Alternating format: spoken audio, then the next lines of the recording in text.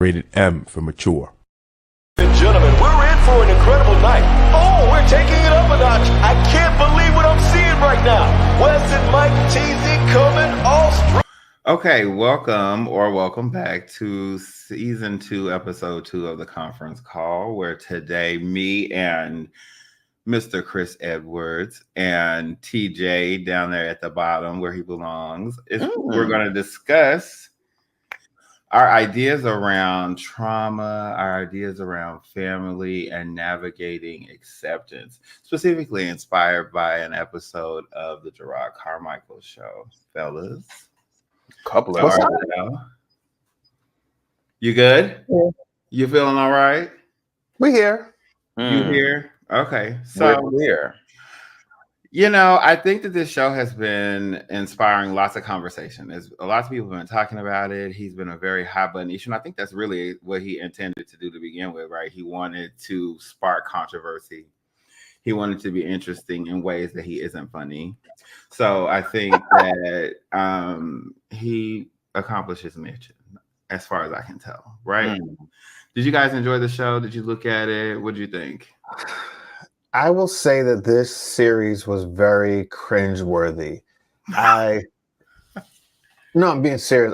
I felt embarrassed to at certain points, and I kind of felt bad for family members to a certain degree. I don't think he did himself any justice. He actually walks away from this show, I think, kind of unredeemable in a way to me. Yeah. Yeah, there's something about being voyeuristic and putting yourself on Front Street, but I don't think that what he did or what he intended actually translated, because he really walks away looking like a bad guy to me. And I'm not sure if I'm really a fan of his anymore. We're going to have to get into why you think that in just a little bit. But TJ, what do you think? I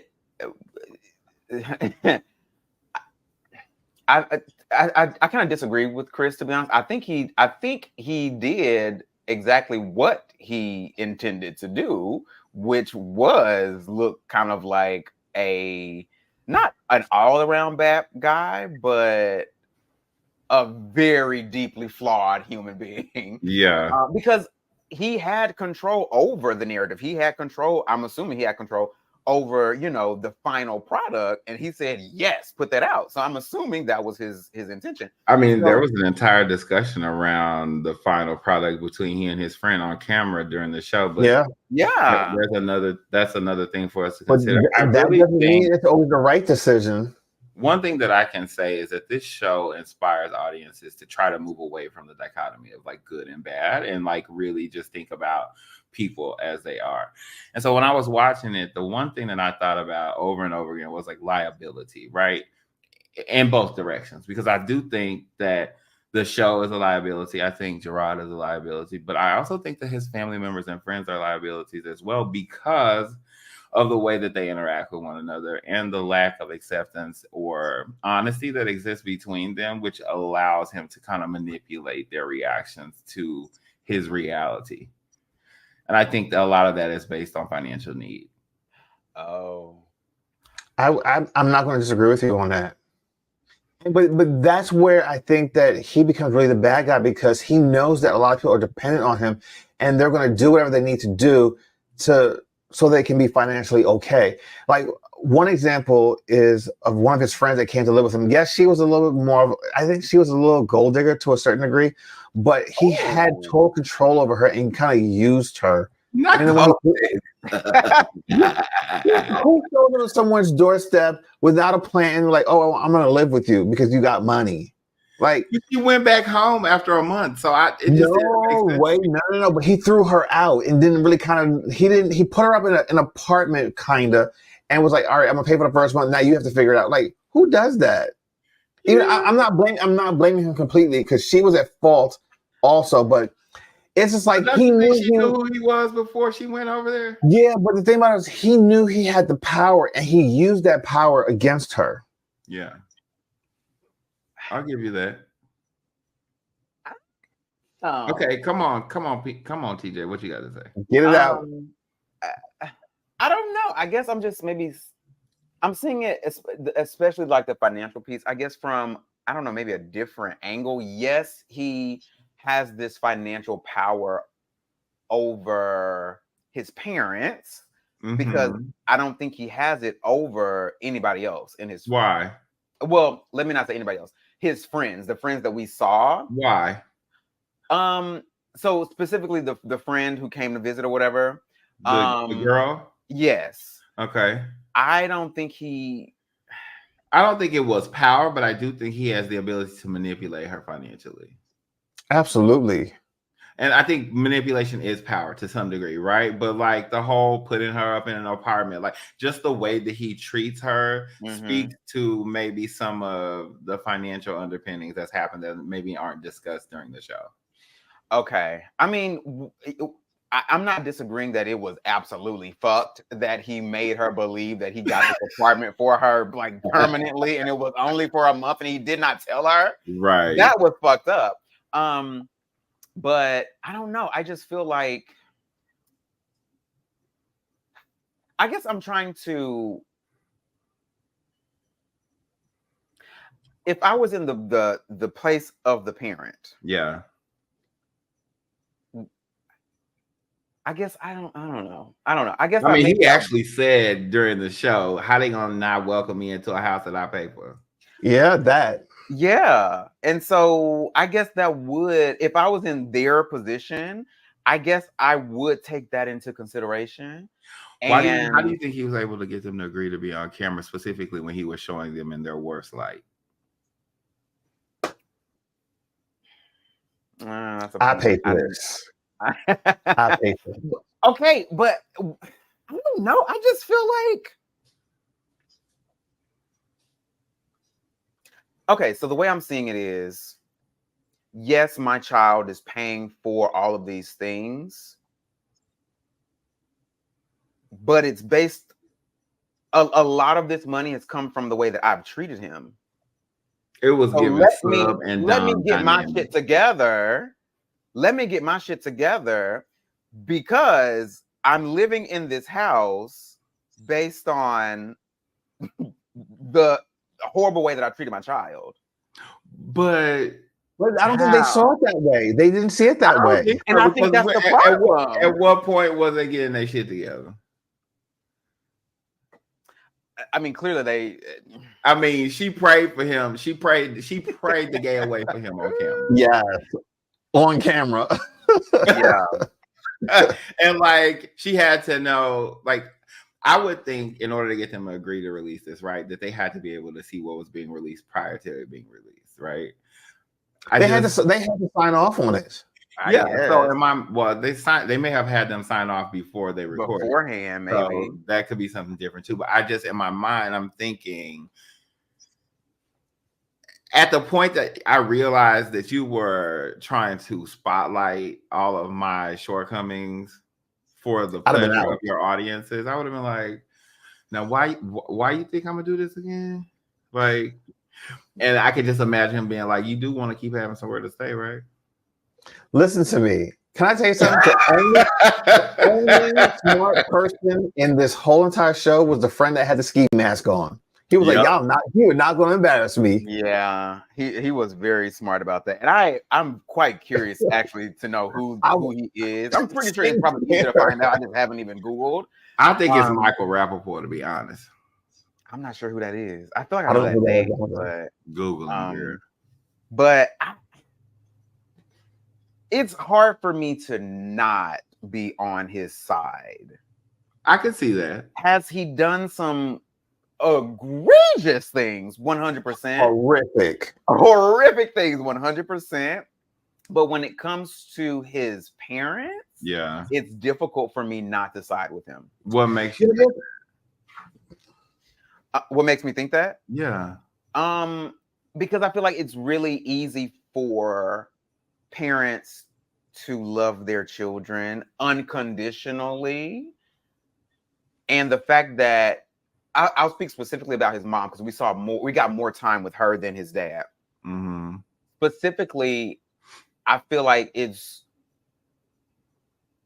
with her, it was this really what is the word I'm looking for? It was this staunchness of remaining, and this bullheadedness of remaining where she was. They were the same person, though. They were the same person. Like, I hear what you're saying. I get it. And I guess maybe I understand both sides of it because I've been him, not really, but like sort of, right? I know what you mean. And I'm also a parent, right? And so in my mind, I see it all play out, but I also see them both being the same person, right? I see her being resolute in her position with her religion, and I see him being resolute in his idea of what acceptance and love looks like. And unfortunately, you just can't impose your version of love on other people. Like, you can tell them what it takes for you to feel love, and if they aren't able to give it to you in the way that you need it, then it's up to you to decide whether or not you're going to remain in relation with them. Let me ask you something. Actually, both of you. I understand the deep pain and hurt that he feels with the rejection of, his parents, but especially his mother, and how they didn't acknowledge the fact that how they treated him when he came out to them. And, but do you think that doing it on a national platform where you talk about your parents and then bring them on there and do it in that way is appropriate? Like, would you ever do that to your parents? I don't think anything about anything that was going on in that show between any of them required being on TV. It didn't. Like, those were I enjoyed it. I enjoyed watching the mess. No, I get it. I mean, but it's just like, why? Like, what did you accomplish by embarrassing yourself and your parents? I'm sure he didn't see it as embarrassment, but it was so cringe-worthy for me. Like, there were parts where I was like, I felt very uncomfortable watching it. I think that was the point. I think that was the point. But that's so mean. That is so mean. Just because you didn't get the reaction you wanted when you had a private conversation does not mean you had to do this publicly and embarrass your parents. I think he gave an explanation for it. I just don't know whether or not people accept it. It sounds like you didn't accept his explanation. Not at all. His explanation for why he was doing it on camera, TJ.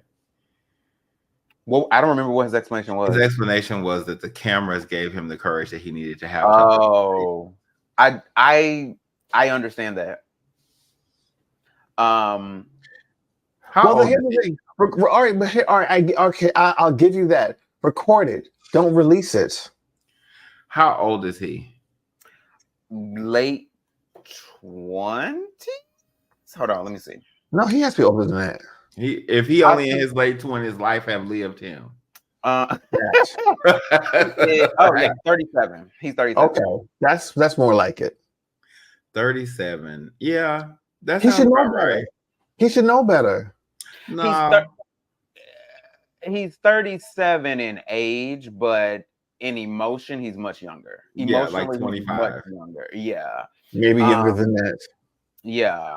And you know why I say that? Because look at how he treated his boyfriend, the person that he loved. It's one thing to do what you're doing, but be honest and open about it, and then not try to manipulate the situation so that your way is the only way to see it. Like, he was jealous of the fact that they agreed to have an open relationship, and the reason why they did that was because he was already cheating on him. Well, the boyfriend that wasn't no saint either.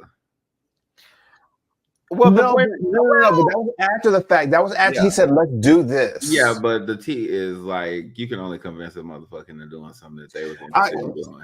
Look, I'm not. I don't know that. All I know is, I'm just saying. Wait, I have a question though. Okay. I want you to consider it. Just go with me for a moment and just consider this and think about the possibility. I really think a lot of what we see with him is a fetish for shame, humiliation, and confrontation. I can see that. Oh. I can see that. I totally could see that. Meaning you think he enjoys being shamed? Yeah. Yes. And I think he enjoys the act of inflicting it on others as well, because in that way he gets to participate from a place of control. Yes. That's a great observation. I hadn't thought about that, but You know, a lot of people have shame kinks, right? Like, oh yes, 100%. Yeah, and I don't know. He got shame kink written all over. Like, it's given last week's episode of Interview with the Vampire. Oh, I haven't watched. I don't know. Oh, so there's this. Okay, I gotta tell y'all this because this is my favorite part of this episode. Oh, So this is one part of last week's episode where the two main characters were having this conversation, and one character says to the other character, "Are you asking me to do it, or are you telling me to do it?"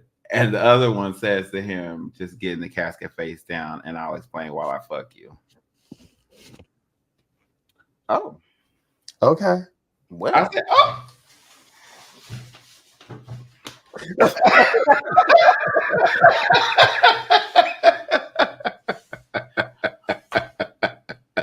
now, I mean, But like, it was given very much that energy, right?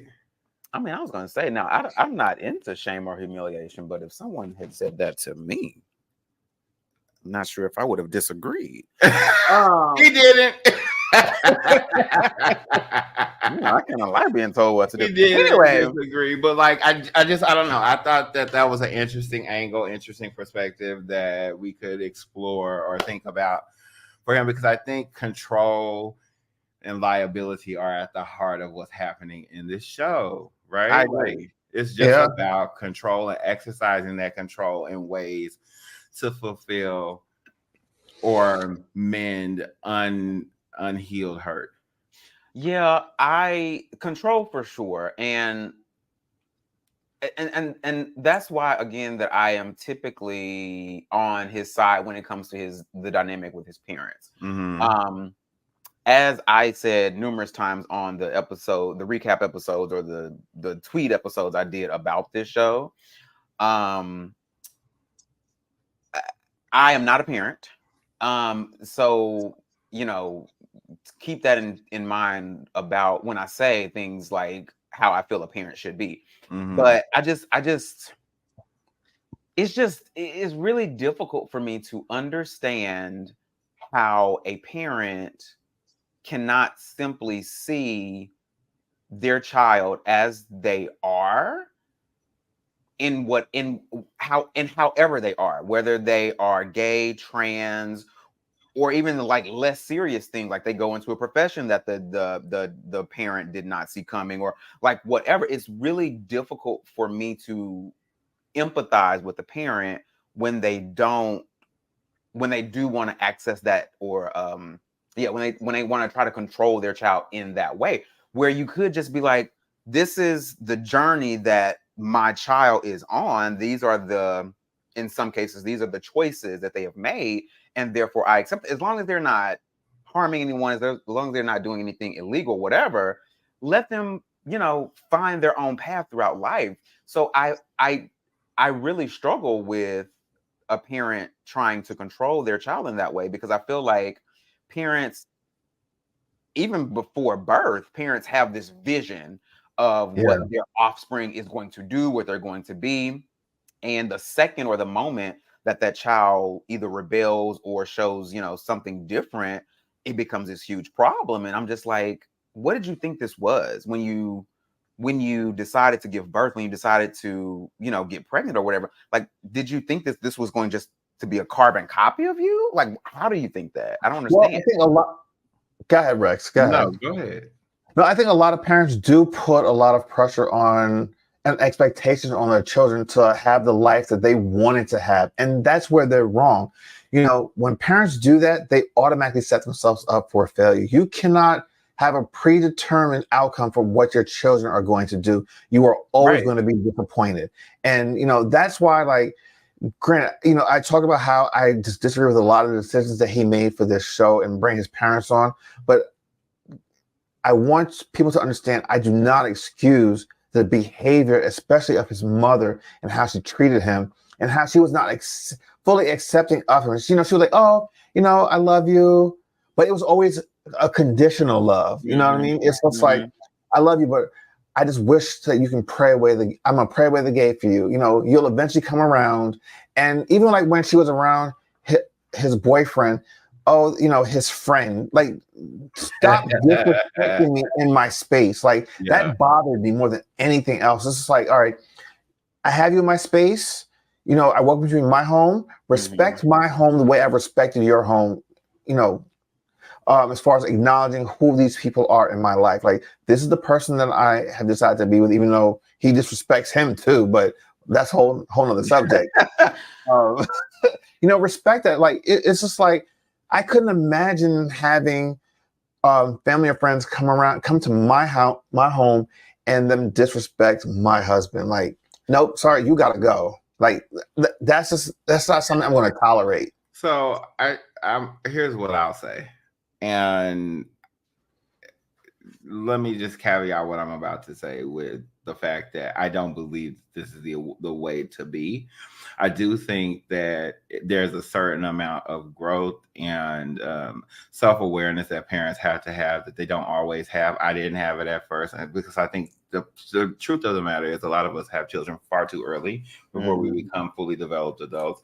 But I think as parents, children are often looked at as like the biggest investment you're going to make in your life up to that point. And like everybody else, you expect a return on your investment. And the return from the point of view of a kid is them to fulfill all the dreams that you have for them. And even though those dreams had nothing to do with you, right? Like, it's nothing that you were going to get out of it other than the enjoyment of watching this sort of prideful thing that happens when we see our kids do the things that we always hope that they will be able to do.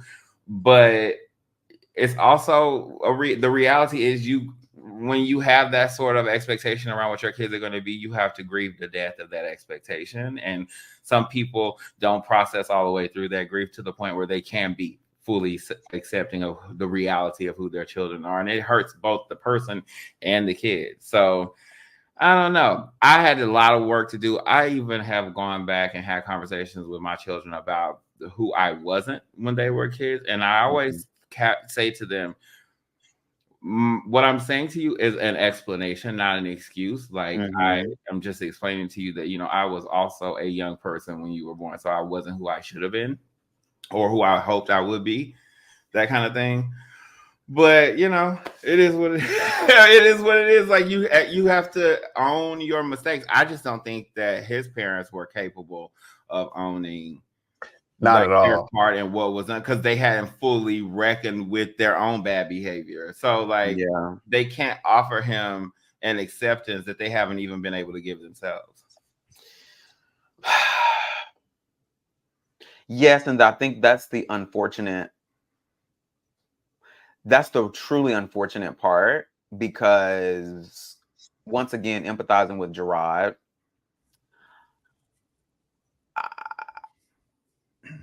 I feel as though, like,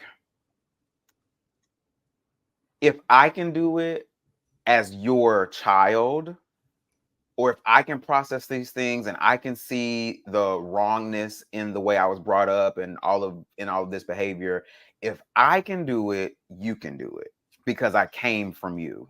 But what exactly has he done, though? Like, because I feel like the maturity that you're saying that Gerard has been able to exemplify by recognizing the fault in some of the traditionalism in his upbringing, his parents should be able to recognize it. But, like,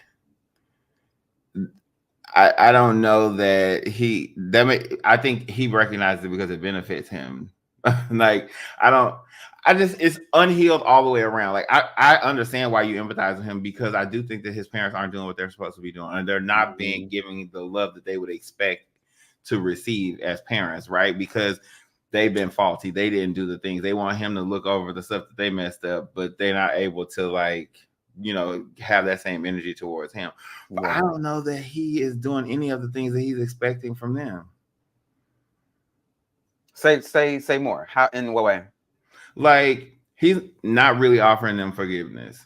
He's not really offering them acceptance. The acceptance that he give to the parents is conditional on whether or not they accept him the way he wants to be accepted. Like the things that he wants, he's not even able to give. I would argue that it's not for him to offer up first. But it ain't on the table. It's not on the table because it's not been offered to him yet. Okay. Yeah, but and that's why I empathize, because like as the child, yeah. But he's not a child. He is anymore. The child. He's not a child, but he's the child. He's the child, but like at some point, like you move beyond your parents' mistakes and you have to own the reality of being an adult. So, like you said earlier, that he's mentally like 25 or younger. So that's some stuff that he got to clean up. Mm-hmm. Listen, and I'm in agreement with Rex in that, because I'm going to look at my personal history with my biological sperm donor father. I don't have a relationship with him, but there came a point where I had to say, you know what? I can't expect him to acknowledge the mistakes that he's never going to. I just need to move past it. I don't have a relationship, and I made the conscious decision to not have a relationship with him because I know that he can't do the work that's necessary for us to have a sustainable, successful relationship. So I said, you know what? I wash my hands of it. I don't have any communication with you because you're too toxic for me. Yes, I think this show was not a last ditch effort, but I think this show was like his weird and twisted way of attempting like to obviously in attempting to repair this relationship. He clearly has not gotten to that point where he's washing his hands of them. There is still this longing in him for that acceptance. There's still this longing in him to have that loving type of relationship.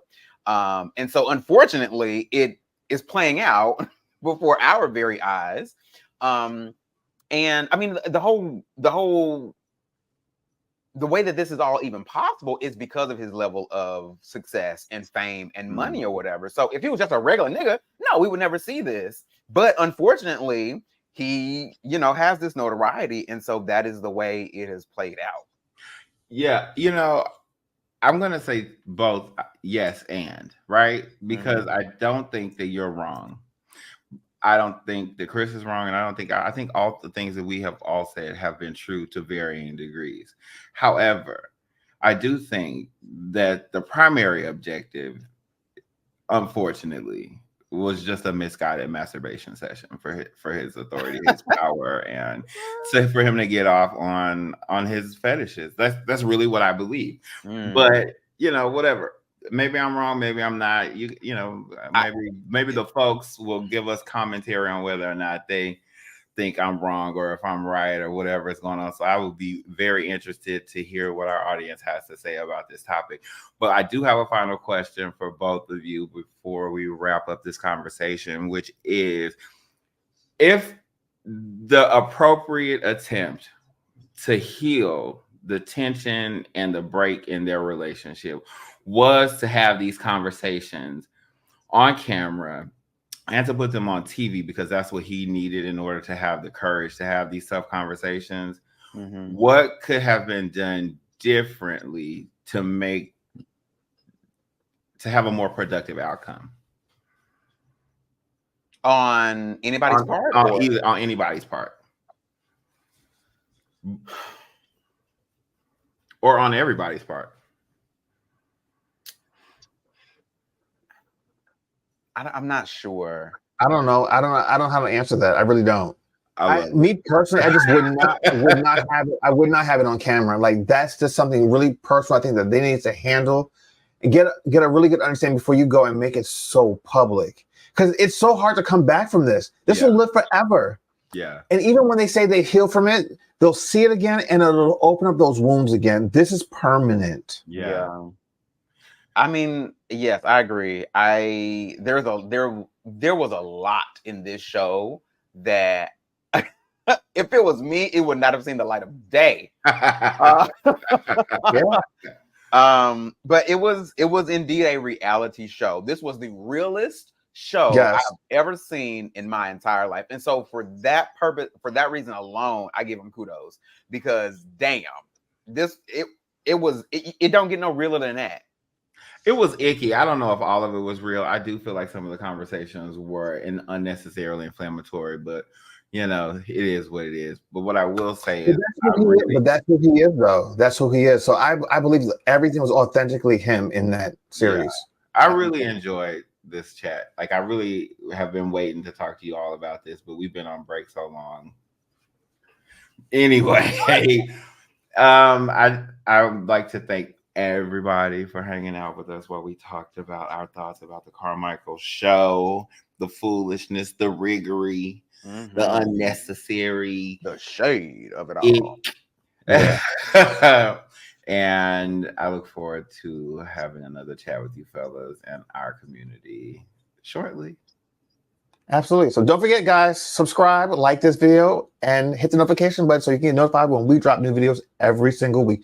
Thank you guys for joining us, and join us next week here on our YouTube channel and Indie Suit Media. Take care, everybody. Goodbye. And gentlemen, we're in for an incredible night. Oh, we're taking it up a notch. I can't believe what I'm seeing right now. Wes and Mike TZ coming all strong. Thanks for watching this show on Indie Suit Media. Now, if you're watching here on YouTube, make sure to subscribe, like this video, and hit the notification button so that you can get notified when we drop new videos every week. See you guys next time.